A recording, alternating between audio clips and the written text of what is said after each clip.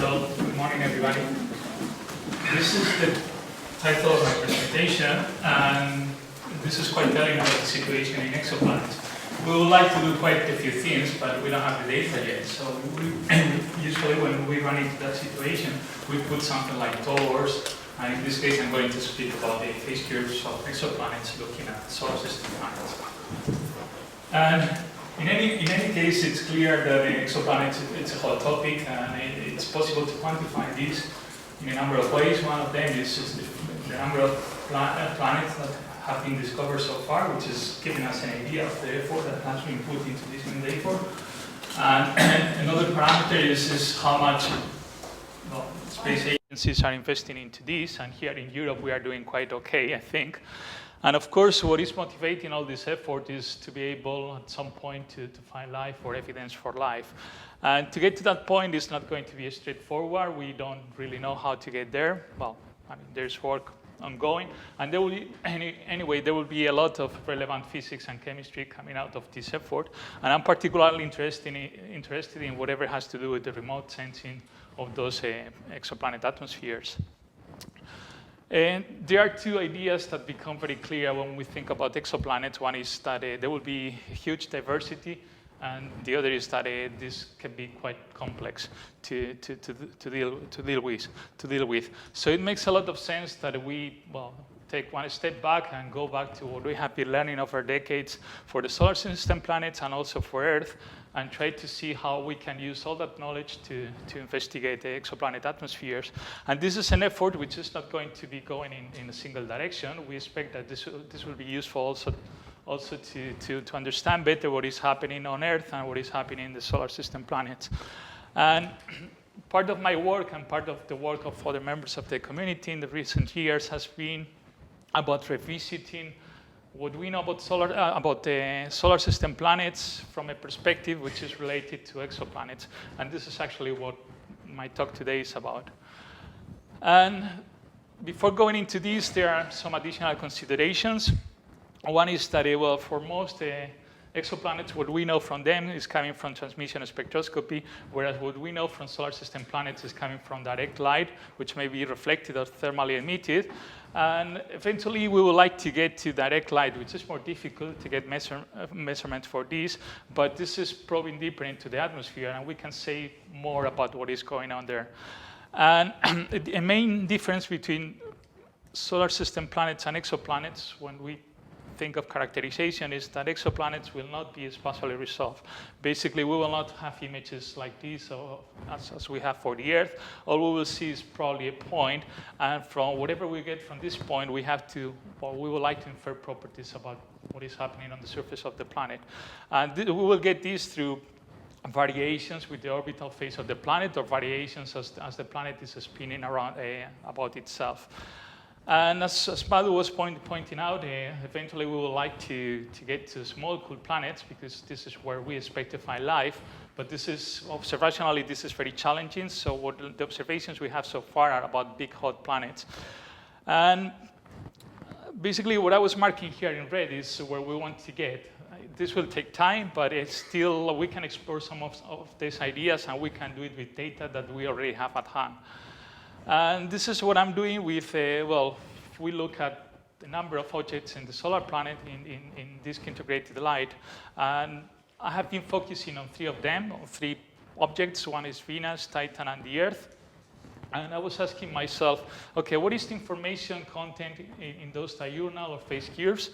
And another question, what can we get if we use photometry? What can we get if we use polarimetry? These two questions were very natural in the exploration of the solar system a few decades ago. So it's relevant to go through them again.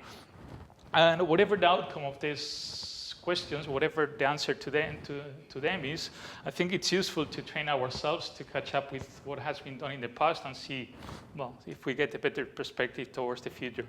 Venus, if we think of phase curves, Venus is the textbook example. It's an inner planet, so we can observe Venus from the Earth at all phases. These are observations that were made decades ago. They show the brightness of Venus decay with the phase curve. And it seems quite boring. Actually, last year we were revisiting this problem with better data that had been obtained from the ground and also from space. And what we see is that the decay in brightness for Venus is not monotonical. There are two interesting features.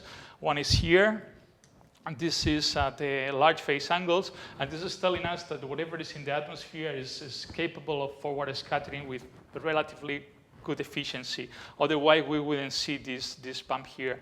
The second feature that we see is something like this. Like this is a detail of that region. And what we see is that the brightness is not monotonical. It goes through a pattern. This is actually a glory. Like we can see this on the clouds on the Earth. And the glory happens only when the clouds are made of a circular spherical particles. This means that the clouds are liquid. And so basically, if we ever get observations like this for an exoplanet, which is quite challenging, we can infer that the clouds are made of liquid droplets. This is, again, the brightness curves for Venus, but Venus has been observing polarization as well. This was done decades ago. And what you can see is that if you compare the structure of the brightness curve against the structure of the polarization curve, there is much more structure here. And this is telling us that there is much more information here. And actually, it is thanks to polarization measurements that we can infer the properties of the clouds of Venus, not thanks to the brightness phase curves. And this is, well, basically, this is telling us that polarimetry is a better diagnostics technique than photometry, but it's also useful to put in historical perspective what we have been doing with Venus. Think of, these measurements, think of this polarization phase curve. Like some of the points for this curve were obtained in the 20s. The paper, that was characterized in the cloud composition of Venus was not published until the 70s. So there was a period of 45 years. And what happened in between is that, they had the techniques to make these measurements. They didn't have the technique to make the interpretation. And what happened? There was a technological revolution. This was the computer. The computer became available, and they were able to do the radiative transfer calculations. And this is what made possible to say what the clouds of Venus are made of. And for exoplanets, the situation at this point is the opposite.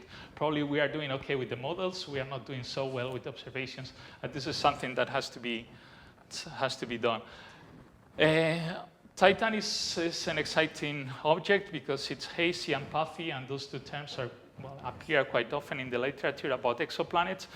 The haze in the upper atmosphere of Titan is produced through complex photochemical processes.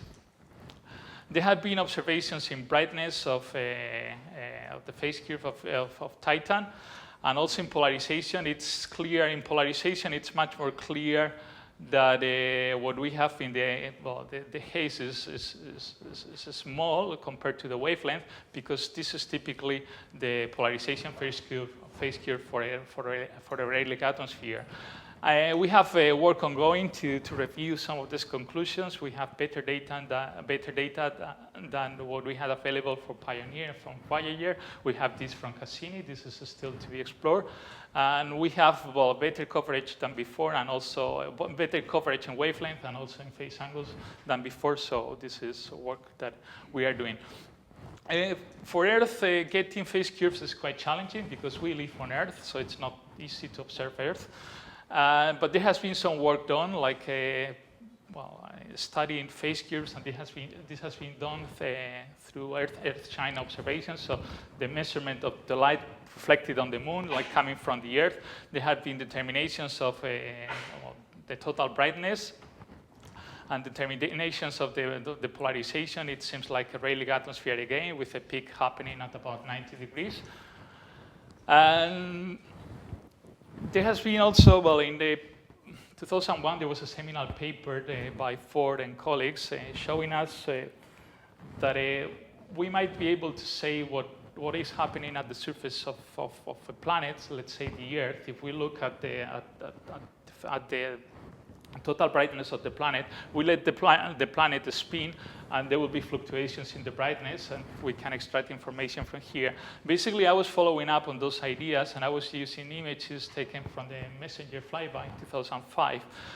Messenger was able to take measurements of images for 24 hours in 3 different filters. So there was, well, I will have to go quickly. So basically, these are the real measurements. These are the simulations that we were doing. And to simulate what is the brightness, or the modulation of the brightness, we were taking real albedo maps of the planet for those dates. Well, we were simulating what was in the field of view of Messenger at the time. We were doing this with real albedo maps, with real cloud maps, introducing a few assumptions about the atmosphere. This is what we were obtaining. This figure includes the observations and also the model.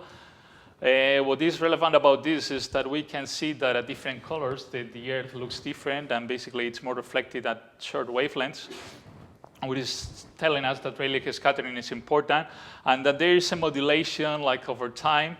And this modulation has to do with 2 different factors. One is the cloud coverage, and the other is what is the surface albedo. This is more clear if we plot the cloud fraction here. Basically, the modulation that we see in the photometry is pretty much following what we see in the cloud fraction. The only exception is what happens here at this point, that the cloud fraction is low, and what is increasing the total brightness of the planet is the fact that at the time we had in the field of view the Sahara, and the Sahara is very reflective. And this is more clear to see here, like this is the field of view as simulated. Here you can see Australia, that it's getting onto the night side. This is Africa, and this is the cloud fraction at the time, and you can see that this is the brightness. You can see that all sets of curves basically have the same structure. The difference happens here between 12 and 18 hours, which is happening now, which is when we have in the field of view Africa. Africa have big desert expanses, and what we have there is that,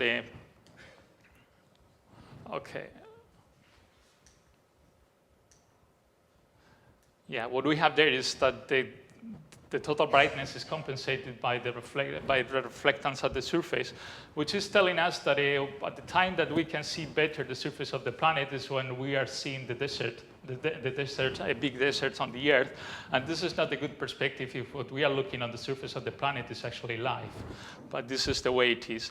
And once we were feeling comfortable that what we were simulating was really matching the observations, that it was consistent with the observations, we decided to push this forward and do the exercise, not to focus only on the visible, but go to the infrared and think that maybe this is a way to say, well, in the future, when we build a mission to do this type of observations, what is the filters that we have to put on those telescopes. So what we were doing is running producing these phase curves, diurnal curves from the UV to the near infrared to those wavelengths. And there's a lot of detail here, we cannot go through this. So to make this easier, what I did was to divide all these phase curves by 1 in the visible.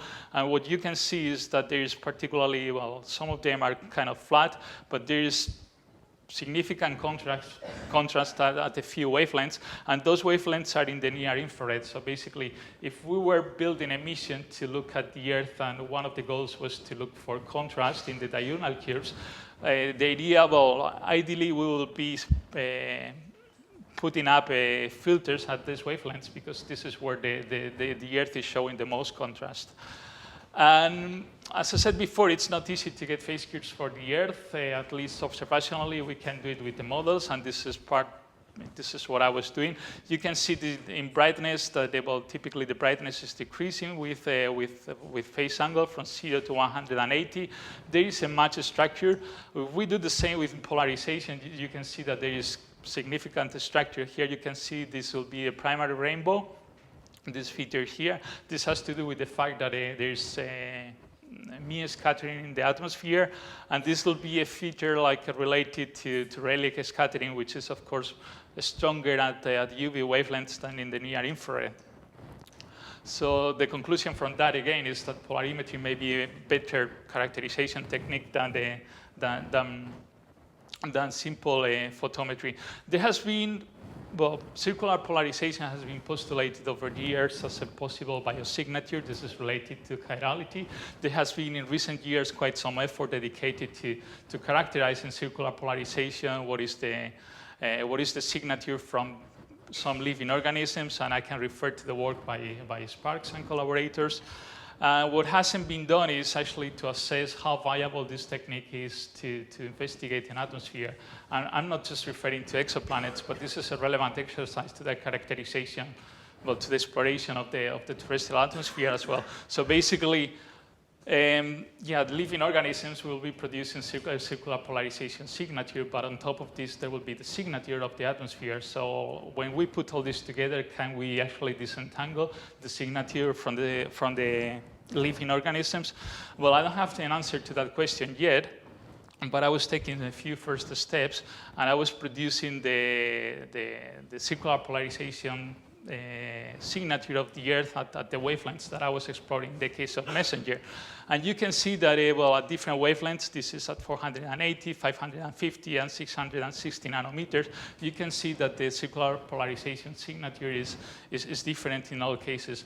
The important question will be, okay, if I get this, eventually, if I can make measurements of this, can I take the step back and say, okay, what we are observing is an atmosphere which is made of this or that? Well, I haven't done that, but this is an exercise relevant to do. There was some initial work done in the 70s, but then this was basically forgotten. So to me, it's exciting the fact that these ideas are being brought forward in the case of exoplanets, and we haven't solved them in the case of Earth observations. And this is something that I would like to do in the future.